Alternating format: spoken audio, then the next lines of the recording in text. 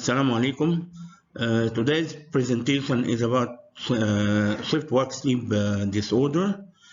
It's very important because we know the overall shift workers usually tend to be continually sleep deprived, considering it's very hard for them usually to get enough sleep during the day. They get a daily average usually of 2 to 4 hours less sleep than normal.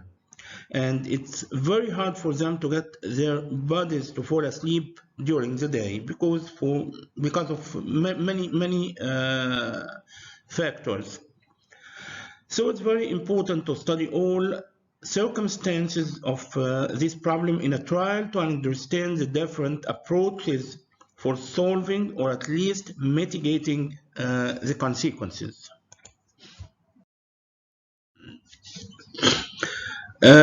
We have what's known as biological clocks.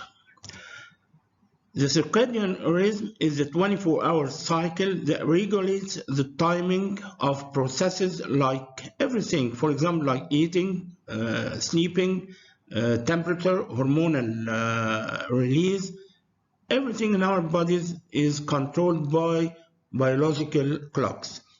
This ensures that there is a periodicity with necessary biological processes. For example, we don't need too much cortisol at night, but we need it at morning. That's for example. Every tissue and organ in our bodies operates according to biological rhythms, the so-called body clock that keeps body processes running according to schedule. No single organ, no single tissue, no single cell not controlled but by biological clock. The body clock or the circadian rhythm is the biological processes that displays an oscillation about 24 hours, such as the human sleep-wake cycle. So circadian rhythms are largely guided by natural light and darkness. So during the day, the retinas usually perceive sunlight and signal to the brain directly to release hormones like cortisol, as we know. Cortisol is known that keeps the person feeling alert and energized, which makes the body or the human body ready for work and activity. But as the sun sets and light fades, the brain produces another hormone which is known as melatonin, which induces feelings of sleepiness and relaxation. Again, circadian rhythm can influence important functions in our body, such as, for example, hormone release, eating habits and digestion, our body temperature, our level of alertness, intellectual functions, sexual functions, waking and sleeping. The question now, is circadian rhythm the same as a biological clock? No. Biological clocks help regulating the timing of bodily processes, including circadian rhythm. So circadian rhythm is an effect of biological clock, but not all biological clocks are circadian. Again, biological clocks help regulating the timing of bodily or the body processes, including circadian rhythm. So the circadian rhythm is an effect of biological clock, but not all biological clocks are circadian. We have what's known as master clock. The master clock, which it exists in our brain. It's responsible for coordinating all the biological clocks in any living thing, keeping the clock in synchronization. In vertebrate animals, including humans, the master clock is a group of about 20,000 nerve cells, neurons, that form structure called suprachiasmatic nucleus, or SCN. It exists, or it's present in the hypothalamus and receives direct input from the eyes. The suprachiasmatic nucleus is responsible, or it controls the production of melatonin, as we said before, it's the hormone that makes a person to sleep. It's secreted by start of night. We'll discuss later. It receives information, I mean here the SCN, it receives information about incoming light from the optic nerves, which relay information from the eyes to the brain. When there is less light, for example at night, the SCN, suprachiasmatic nucleus, tells the brain to make more melatonin so the person gets drowsy and be ready for sleeping. Besides the suprachiasmatic nucleus, we have what's known as clock genes.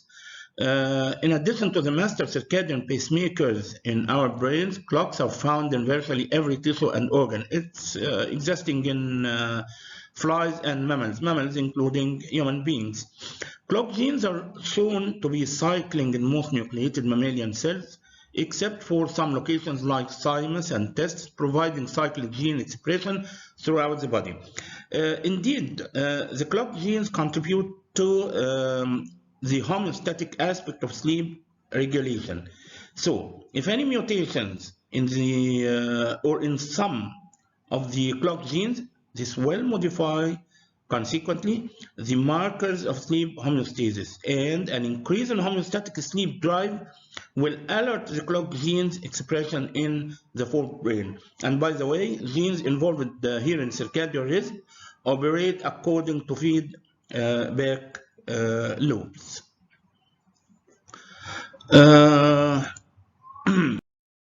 It's usually agreed upon that the best time for activity and work is usually in between 6 a.m. and 6 p.m. That's why. Because we find that melatonin secretion, which is a hormone responsible for sleeping, starts to be stopped at 7:30 a.m., while the highest testosterone secretion is usually around 9 o'clock morning. Highest alertness 10 a.m. morning. Best coordination, fastest reaction time 2:30 and 3:30. Greatest cardiovascular efficiency is around 5 p.m. Greatest muscle strength is around 5 p.m. So it's the usual time which is suitable for activity, for action, for work, for sports, for any exercise, whatever it is, in between 6 a.m. and 6 p.m. While we say that in between 6 p.m. and 6 a.m. is the best time for recreation, for relaxation, and for sleeping. Why? Because the highest blood pressure at 6:30 p.m., for example, highest body temperature is around 70, while the lowest body temperature is at 4 a.m. Melatonin secretion starts at 9 p.m., 9 o'clock p.m. That's why almost or most of us start to be sleepy or start to feel sleepy at in between 9, 10. It varies according to age and according to many factors in the human beings. While the deepest sleep, which is known as REM stage, rapid eye movement sleep stage, is around 2 a.m. Now, if we have a close look at the figure, we can find that the melatonin, which is the sleep hormone, starts to rise up around 9 to 10 p.m. and about an hour later in teens than adults. It's well known that our kids usually start feeling sleepy after the old person, after us. And the cortisol level starts to drop down at the same time.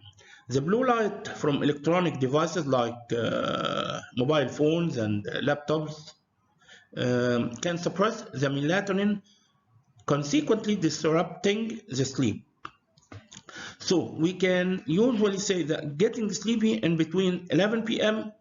to usually, let's say that from 11 p.m. to 12 a.m. Then after that, melatonin continues to rise up during all the night to reach the top in between 3 a.m. to 7 a.m., where is the by the way, cortisol also continues dropping down. So during sleeping or during night, the melatonin continues to increase while cortisol continues to drop down. This is usually in between 3 a.m. and 7 a.m. We call it the big dip. This is the stage, we call it REM stage, which is rapid eye movement. After that, in between 6 a.m. and 8 a.m., melatonin starts to drop down and cortisol starts to rise up, with increasing the level of alertness with rise of body temperature that makes the human body ready for activity, for action, for exercise, for work, for mental work. Okay. Human sleep patterns are not fixed or are not the same for all ages. Usually, there is some changes in the human sleep patterns according to age. By the way, for example, the newborns don't have circadian rhythm developed until a few months. It differs from child to child, from 8 months, 9 months, even 1 or 2 years old. This can cause their sleeping patterns to be erratic in the first days, weeks, or even months of their life. At this stage, the newborn is torturing tools for their parents.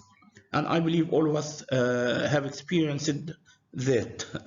Anyhow, after that, the teenagers experience a shift in their circadian rhythm known as sleep phase delay. Unlike in their childhood years, with early bedtimes around 8 or 9 p.m., teenagers may not get tired until much later in the night. That's why they usually sleep after their parents. The melatonin here may not rise until close to 10 or even 11 p.m. or even later. That shift also results in teenagers need to sleep later in the morning. Their peak sleepy hours at night are from 3 a.m. to 7 a.m. or may even later and later, but they still need the same amount of sleep as children. But the pattern has changed. Speaking about the elderly, starting at age 60 to 65, circadian rhythms get earlier. That's why I'm speaking about myself. The old person usually need to sleep earlier, which is known as sleep phase advance. This shift means that older adults perform mental tasks better in the morning and start to get sleepy earlier in the evening. All these factors are very important and to have be taken into consideration on employing some elderly. According to their internal body clock, I'm speaking here about the elderly. According to their internal body clock, most older adults need to go to sleep around 7 p.m. or even 8 p.m. and sometimes earlier, and wake up at 3 a.m. or 4 a.m. Okay, sorry. Now we have to understand about jet lag, which is a very important and it's a big concern in occupational medicine. Usually it makes a big problem among high-class workers. I mean here the businessmen. Jet lag is a common but short-lived sleep problem. It's not a continuous, it's not a progressive, it's a short-lived sleep problem. One can get after traveling across more than 2 time zones. Jet lag can make one feel unwell due to an abrupt change in body's internal clock or circadian sleep rhythm. Usually symptoms are not so serious, include headache and difficulty in sleeping, insomnia by the way. So when we pass through different time zone, our biological clock will be different from the local time. Yes, for example, let's say if we fly east from California, for example, to New York, we lose 3 hours.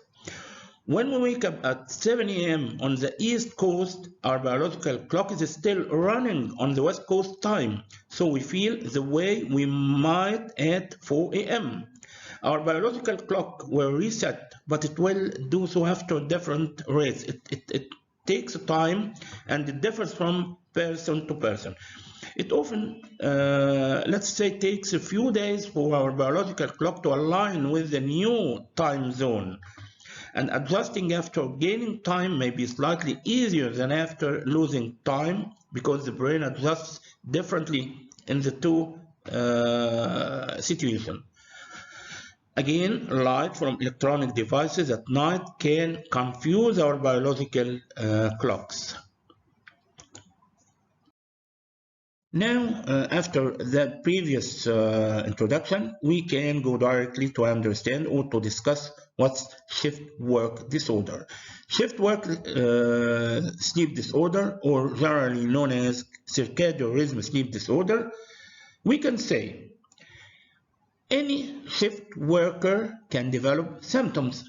The disorder primarily affects employees with night. So again, any shift worker can develop symptoms, but shift work disorder or shift work sleep disorder or circadian rhythm sleep disorder usually affects employees with night or with early morning or with regular or with rotating shifts for their jobs. These disorders usually stem from working long or irregular hours.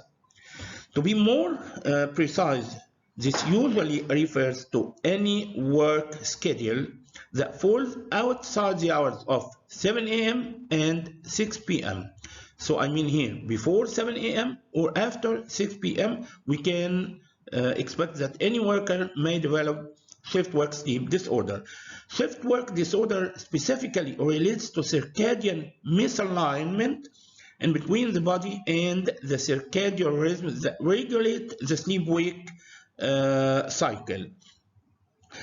Other circadian rhythm sleep disorders include delayed and advanced sleep-wake phase disorder, irregular sleep-wake rhythm disorder, and jet lag, as we discussed before.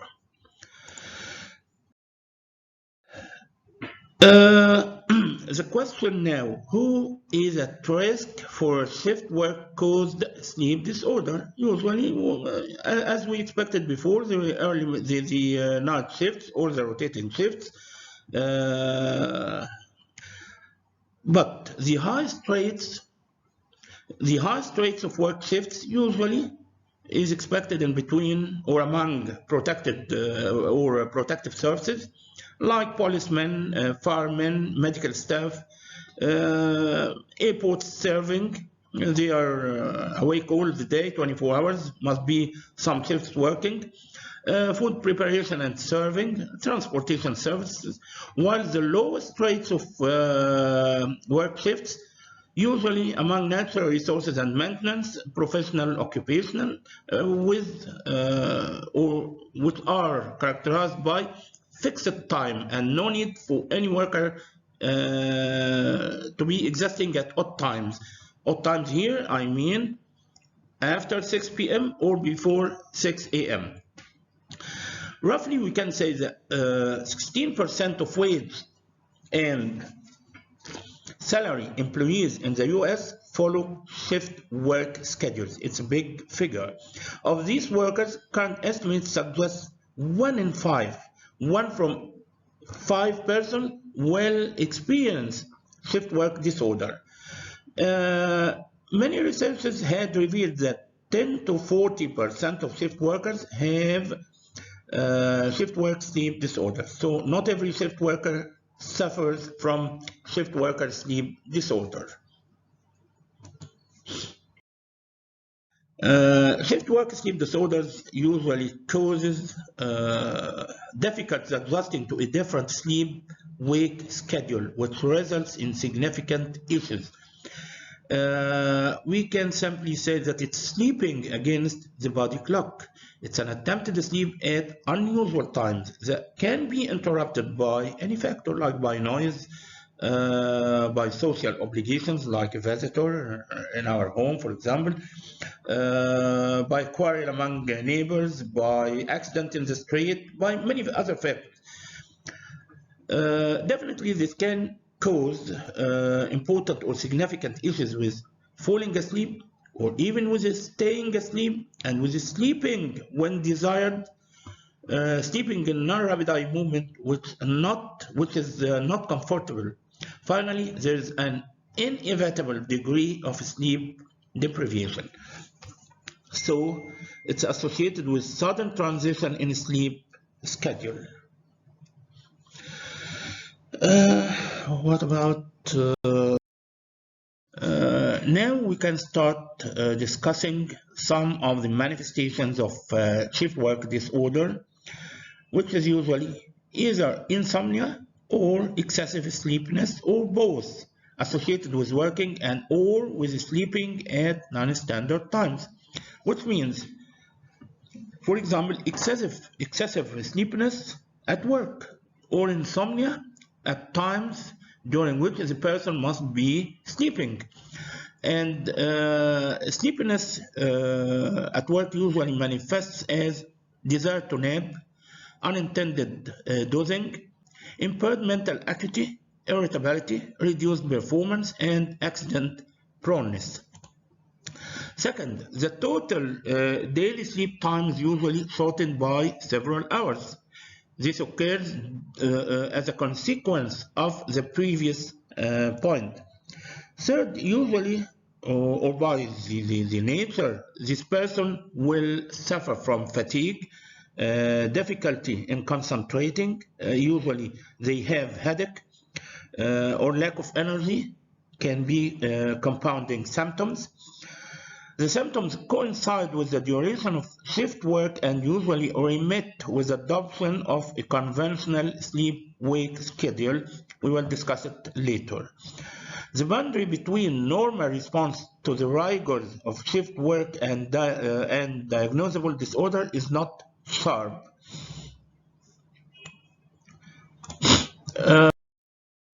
The persons who are suffering from shift work disorder are likely to have a lot of problems, like increased likelihood of irritability or mood problems, cognitive impairments, impaired moral judgment, frequent yawning, even poor coping skills and impaired social functioning, like decreased reaction time. They are more prone to accidents and work-related errors. Also, we can find some of such persons are drug and alcohol dependent. Usually, they lose their social life because they have no time for family, for leisure times, for recreation, or most of them are suffering also from loss of appetite, from some health-related problems, just like hypertension, diabetes, cardiovascular problems. Most of them are obese, or at least have the risk of obesity. Also, a well-known shift work disorder is the effect on immune system. It's well known by a lot of researchers that partial and total sleep deprivation has been linked to an increase of pro-inflammatory markers such as IL-6 and a decrease in anti-inflammatory markers such as IL-10. The chronic shift work has been associated with decreased immune function in nurses. It's a truth. In a study, it was proved that over the course of a shift, nurses exhibited decreasing level of natural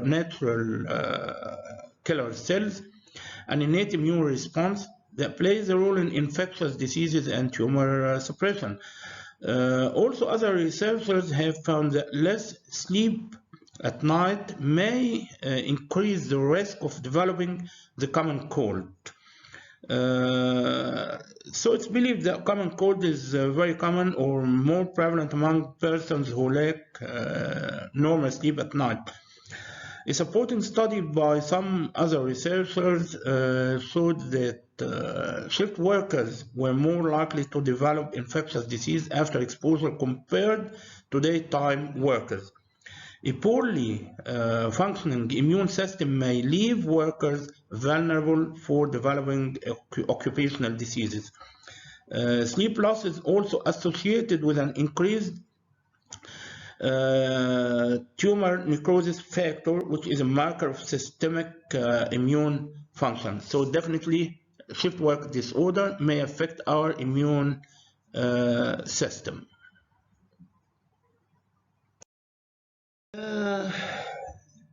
Some persons may ask, is shift work disorder is the same as insomnia? We can say that people with insomnia usually struggle with sleep despite giving themselves enough time at night and using a comfortable sleep area. So they already have all the appropriate situations to sleep well, which is not available for those who have shift work disorder. In insomnia, they experience excessive daytime sleepiness and other impairments while they are awake. These impairments may include any manifestations like fatigue or malaise, difficulty in paying attention or concentration. They have memory impairment, they have mood disturbances, excessive daytime sleepiness. Most of them are hyperreactive or impulsive, aggressive, and have a lot of behavioral problems. Usually they lack motivation, they lack energy or initiatives. Insomnia is a sleep disorder characterized by persistent difficulty with the sleep onset, with the sleep duration, or with the sleep consolidation or quality. So both of them are different. Okay. Now we can step forward to treatment. We have many lines of treating the shift work sleep disorder, like general methods to reset. I mean here to reset day and time sleeping. We have prescribed the sleep-wake scheduling. We have other lines of treatment like bright light treatment, like melatonin. We have also medications that increase alertness or medications that promote day sleep. The first is the general methods to reset. We try to adhere to a routine each day. It's better for each worker to have certain definite routine to be followed during each day, which is very difficult on a practical base. Spend time outdoors when it's light outside to boost the wakefulness or to increase the alertness. We have to get enough daily exercise. 20 or more minutes of aerobic exercise is usually recommended. Sleep in an environment that promotes rest with proper lighting. I mean here in an environment which have no other factors that interrupt sleeping. There must be comfortable temperature, must be supportive mattresses. Those workers have to avoid alcohol, to avoid caffeine and nicotine in the evenings, and we'll discuss it later. Power down your screens well before bedtime. It's very important recommendations not to use the blue lines before sleeping, like mobile phones, like laptops, because it interrupts the sleeping process. So we have to power down our screens while before bedtime and try engaging in something analog, such as, for example, reading a book or meditating. Do not nap late in afternoon or evening because usually it will disrupt the normal sleeping. The second line of management of shift work sleep disorder is the prescribed sleep-wake scheduling. It's agreed upon that there is no such thing as an ideal night work schedule, but some schedules may be better than others. For example, rotating the shifts every 2 weeks in a forward, which means here in a delaying direction, was found to be easier than rotation in a backward advancing direction.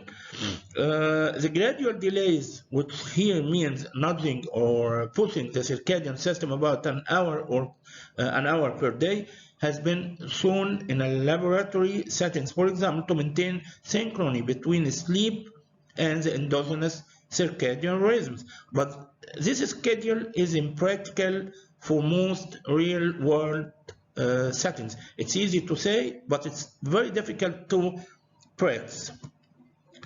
Some experts have advocated short runs, 1 to 2 days of night work, with time for recovery. However, in the traditional heavy industries, longer 5 to 7 days runs remain the rule. In the end, scheduling decisions usually involve maximizing leisure time, fairness in labor relations, rather than chronological consideration. Usually there must be planning, napping at work with facilities provided is beginning to be accepted. Shift workers can benefit from adhering to sleep hygiene practices related to sleep-wake scheduling. Symptoms typically only fully resolve once a normal sleep schedule is resumed. Many night workers usually take naps during their breaks, for example, and in some industries, planned napping at work with facilities provided is beginning to be accepted, as I said before. A nap before starting a night shift is a logical prophylactic measure. However, naps that are too long, for example, over 30 minutes, may generate sleep inertia, which is very difficult on going to start work. Groggy feeling after awakening that can impair performance. Therefore, we usually say that brief naps for 10 to 30 minutes are preferred to longer naps over 30 minutes, which is rejected by most of the work owners. Also, long naps may interfere with the main sleep period.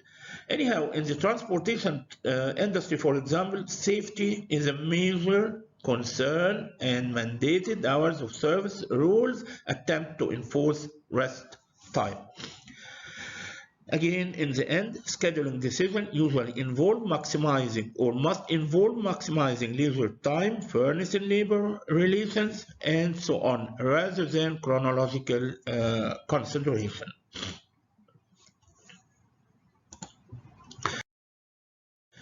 Third line of treatment is bright light treatment. Specifically, bright light boosts alertness. I remember we said before that when exposed to blue line, for example, mobile phones, laptops, and so on, interfere with sleeping process. So bright light boosts alertness and suppresses the release of sleep hormone, the melatonin. So exposure to bright light can keep the person awake and delay when he starts to feel sleepy. Using bright light box as a line of management of shift work sleep disorder before work, or turning up the lights during a night shift may help feeling more awake.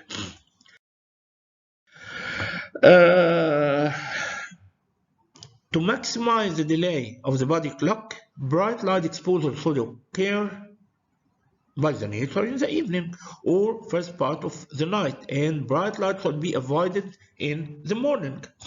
Second, wearing dark welder's goggles to avoid bright light during the morning commute home from or returning home from work can improve circadian adaptation, although this cannot be recommended to some one who is driving. It's not recommended for the driver. So wearing such dark welder's goggles during moving from work to home after ending the shift may help to improve the circadian adaptation and getting back into sleep. For workers who want to use bright light therapy, appropriate fitting of the type used to treat winter depression are readily available, but patients need to be educated regarding their appropriate use, especially the issue of timing. Some persons who are living in very cold countries with long season of winters and absence of sunlight usually are using bright light therapy, which is appropriate for their environment. So some workers may be or may get benefit from using such devices or appliances to treat or to manage their sleep disturbances. Okay. Bright light treatment is not recommended for patients with definitely they are not recommended for patients with light sensitivity or ocular diseases. The fourth line of management of shift work sleep disorder is taking melatonin. When we are working non-standard shifts, for example at 9 after 6 o'clock, taking melatonin supplements or at other times of the day may help preparing the body for sleep. The American Academy of Sleep Medicine notes that melatonin supplements can help night shift workers sleep during the day, although this doesn't necessarily lead to better alertness during the work shift. Melatonin supplements have a relatively low risk of side effects. However, the melatonin, like all supplements, are not regulated by the FDA, and they may carry impurities or inaccurate dosages. Although melatonin supplements are commonly available over the counter, it's better to proceed under the advice of doctor. Anyhow, melatonin, as we know, is a sleep promoting hormone secreted by the pineal gland for about 12 hours at night. Taking melatonin resets the body clock in the opposite direction from light exposure. It induces sleeping. Thus, taking melatonin in the afternoon or evening may cause the clock to reset to an earlier time of sleeping, while taking melatonin in the morning may cause the clock to reset to a later time. Okay, so melatonin has been shown to accelerate the adaptation of the circadian system to night work schedule. So melatonin may benefit the daytime sleep in night workers by an additional direct sleep promoting mechanism. The fifth line of management of shift work sleep disorder is medications that increase alertness, and it's well known that caffeine is the most widely used alerting drug in the world and has been shown to improve alertness in simulated night work. How does it work? This figure is very easy simplifying the action of caffeine. During the course of the day, our muscles and brain are actively working. As they are doing so, they trigger the release of adenosine. All of us know what's adenosine. Once adenosine is released, it binds to receptors in our brain. And this binding action promotes muscle relaxation and sleepiness. As the day goes on, more adenosine is released, binding to more and more of these receptors and making us feel progressively more tired, like the person on the right. By the time bedtime rolls around, we feel very tired and sleepy due to a whole day's worth of adenosine binding to those receptors in our brain, telling us we need to sleep. Go to sleep. Whilst we are sleeping, our bodies recover from this fatigue by metabolizing the adenosine and we wake up feeling refreshed, unless of course we didn't get enough sleep, less than 6 to 8 hours. In which case, not all the adenosine was metabolized, leaving you feeling a little sleepy and feeling the need for a big steaming cup of coffee. Once caffeine enters our bloodstream, it heads towards the receptor that adenosine normally binds to and blocks the way. This stops the receptors connecting to those receptors, preventing the feeling of sleepiness, and influences the release of dopamine, serotonin, and adrenaline, which all play a role in causing us to feel alert and awake. I hope it's understood. Okay. The fifth line of management of shift work sleep disorder is using medication. The first medications used are wakefulness promoting medication. The FDA has approved 2 wakefulness promoting agents for treating shift work sleep disorder. They are modafinil and armodafinil. Also, we have what's known as brofigel. The trade names differ from country to country. They are similar to amphetamine. Modafinil promotes wakefulness by stimulating the brain. The exact mechanism of action of modafinil is definitely unknown, but it may work by increasing the amount of dopamine.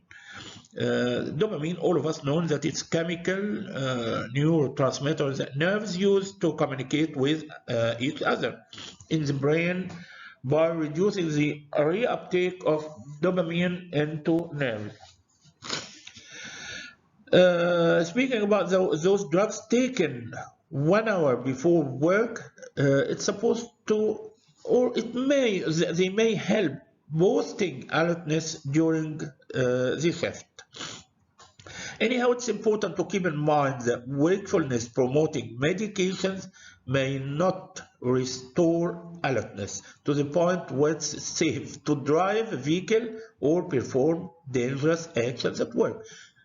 So by the end, they are not so safe to be taken during night shifts to those workers who are practicing dangerous work actions. Also, modafinil and armodafinil can have side effects like any other drugs, and they may be habit forming. They may induce habituation.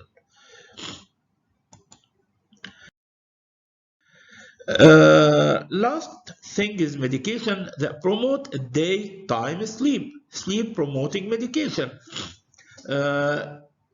Frankly speaking here, hypnotics. Obtaining enough sleep during the day is a major problem, as we discussed before, for many night workers.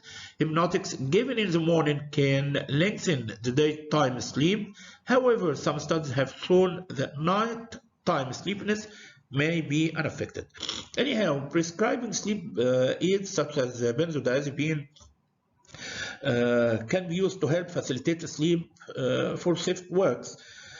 But we have to be wary of taking sleep medications too close to the start of work shift, as they may raise the risk of accidents if drowsiness doesn't wear off in time. So sleep medications might worsen existing sleep disorders such as sleep apnea, and they may be habit forming. It's a disaster. So I believe the night shift work sleep disorders are more safe than getting the habit of taking sleep promoting medications, especially here benzodiazepines. This was the last slide. Thank you for being interested in hearing me, and I hope it was so fruitful, and I've been waiting for any question by the end of the day. Thank you very much.